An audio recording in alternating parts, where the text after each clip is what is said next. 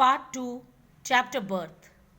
We have seen in Part 1 that how Andrew Manson, who was newly out of medical school, has just begun his medical practice.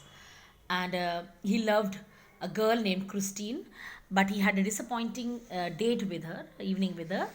And when he reaches his home in Bringover, he confronts there Mr. Morgan, and Mr. Morgan tells him that they had been married for 20 years, and now his wife was in labor for the first child, and he takes him with him to his house that was on Blena Terrace. And when Andrew goes there, he finds that there is still time.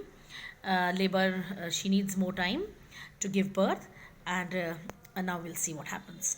An hour later, he went upstairs again, noted the progress made, came down once more, sat by the kitchen fire. So, an hour later, he again went up. He again noted the progress. He saw the mother, how she was in labor pain, and again he came back. It was still, except for the rustle of a cinder in the grate and the slow tick tock of the wall clock. It was still. Still means it was very, very quiet. Raat ka time hai, it was very dark, very quiet, except for the rustle. Rustle means low sound. At only low sound of the cinder is there. Cinder is partly burnt coal in the grate in the fireplace, except no sound was there, and the slow tick tock voice of the wall clock. No, there was another sound, the beat of Morgan's footsteps as he paced in the street outside. And one more sound was there, the footsteps of Morgan. The old woman opposite him sat in a black dress, quite motionless, her eyes strangely alive and wise, probing, never leaving his face. And the old woman, mother of Mrs. Morgan, she sat opposite him. She was in her black dress, and she sat motionless. She sat without moving, her eyes strangely alive, very alive. She is naturally tensed and probing, searching something, never leaving his doctor's face. His thoughts were heavy, muddled, and naturally his thoughts were very, very heavy. He had I told you already that he had a very bad, disappointing date with his girlfriend. So his thoughts were very muddled, very confused, mixed. The episode he had witnessed at Cardiff Station still obsessed him, and the time which he had just now at Cardiff Station still obsessed him, filled his mind morbidly, sadly. He was with those thoughts only. He thought of Bramwell. Now he thought of his different friends, how they are also having bad time with their wives or with their girlfriends. And the thought of Bramwell, we see that he thought of Bramwell, foolishly devoted to a woman who deceived him sordidly, of Edward Page, bound to the shrewish Blodwen, of Derry living unhappily apart from his wife. And then he thought of Bramwell, the thoughts of Bramwell haunts him, and how he has been foolishly devoted to a woman who deceived him, जो उसे धोखा दे देती है. Then another colleague he remembers, that is Denny. He was also living unhappily with his wife, separated from his wife. So of Edward Page he remembers कि कैसे Edward Page he is bound to the shrewish, that is shrewish means sharp tongued, बहुत तेज बोलने वाली, sharp tongued Blodwen. So and his reason told him that all these marriages were distant failures, and by thinking all these he came to know that all these marriages are dismal failures. He thought कि सारी शादियाँ जो हैं failures होती हैं, and it was a conclusion which in his present state made him wins, and this was the conclusion at this present state made him wins.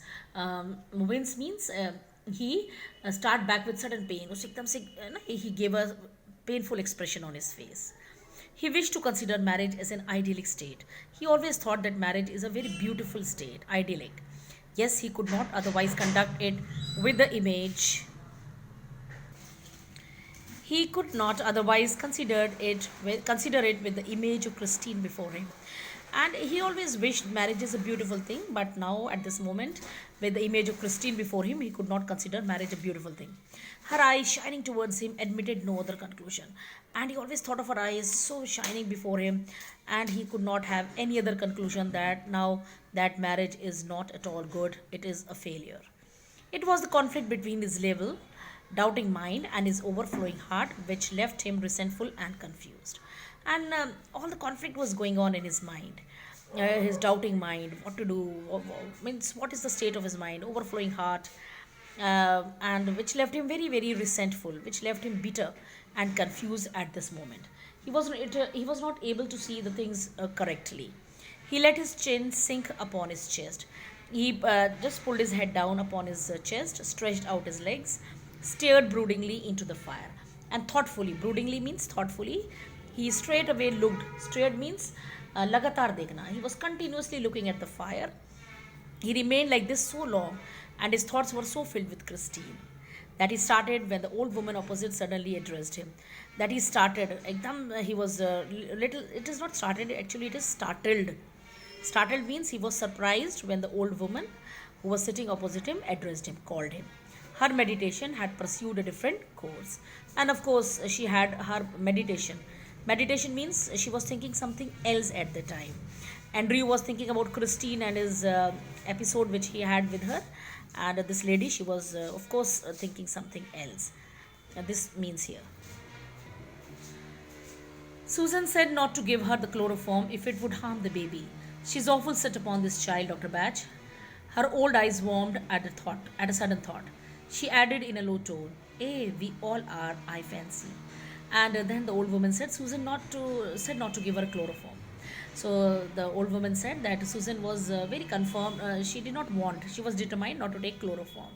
Chloroform is actually anesthesia. Anesthesia is a drug which is given before the operations, so that